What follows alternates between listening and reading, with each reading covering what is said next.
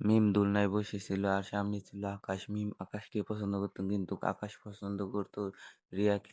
আর তখন সেখানে রিয়া আসলো। রিয়া এসে মিমের সাথে বসতে গেল কিন্তু মিম তাকে তাড়িয়ে দিল। তারপর রিয়া এসে আকাশের কাছে বসলো।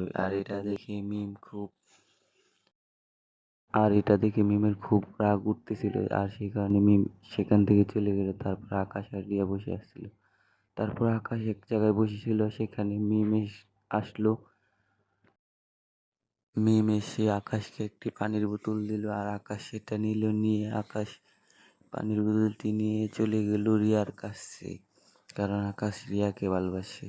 সে রিয়ার কাছে গিয়ে পুতুলটি দিল পানির, আর রিয়া পানির বোতলের মুখটা খুলে পানি পুরোটা ঢেলে ফেলে দিল। আর সেটা দেখে মিম খুব রাগ করলো আর সেখান থেকে চলে গেল।